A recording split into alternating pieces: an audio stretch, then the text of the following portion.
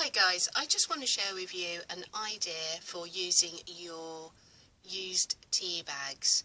As you can see in front of you, I've made some paper with my used tea bags. I just love the lovely distressed look that you can get when you put your tea bags together after they have been emptied and left to dry.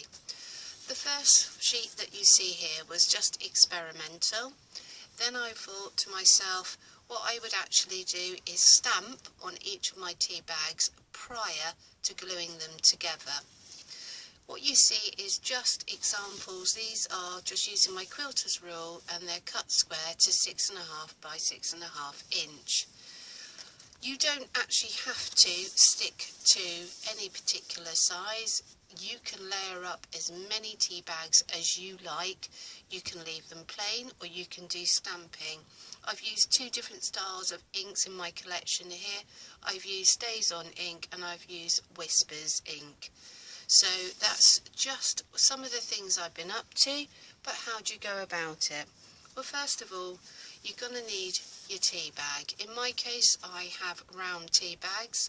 I am going to move on and do some oblong ones later on, but for this tutorial we're just sticking to the round ones. You need to, first of all, make yourself a cup of tea if you're that way inclined, and then allow the tea bag to cool. Once it's cool, I just cut a little section at the back like so, and release all of the tea from inside and just empty. Discard it if you want into the bin. Apparently it's good on roses if you've got some roses in your garden, if you're a gardener, but in my case it is discarded into the bin. Then allow your tea bag to dry. Once dry, I take a hot iron, yet again an iron that is for my crafting purposes only, and then press the tea bag. Otherwise they will be wrinkled, and if you intend on stamping on them, you're going to get, your stamp is obviously going to hit all the raised bumps. So once you've got your tea bag, it's no more difficult than getting yourself a glue stick, and you just literally start by gluing your tea bags together little by little until you start forming a line, making sure that you cover up each time you layer. And you can see some cracking results here on these tea bags. I mean, I may be turning them over, flipping them around, just to see which side appeals to me. You are going to be able to use both sides, and you just build your tea bags accordingly. And then once you have got your sheet, if you've chosen to stamp them, you will need to stamp them before they are glued. You can stamp them afterwards, but then you'll be looking for smaller stamps. Maybe you want it to go across all of your tea bags. I don't know. It's entirely up to you.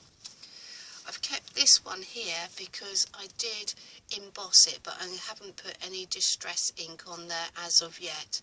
So I'm playing around with embossing my tea bags as well. So here is the sheet that I'm currently working on. I just posted this onto Facebook and I received a comment reminding me, why don't I photocopy your work? So I've gone and photocopied it.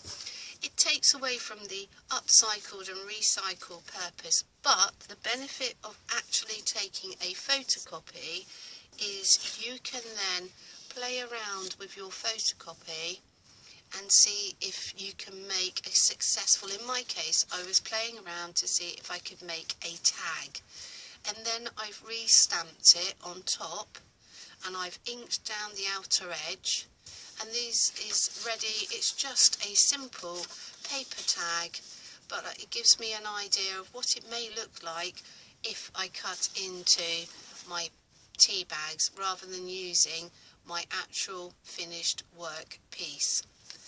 There you go guys, nothing more drastic than just using a glue stick, some stamping, and then I was thinking, this could easily be machined into with a sewing machine, and I was thinking about doing some sewing down the outer edge and then working accordingly from there, and maybe adding more paper and texture on top.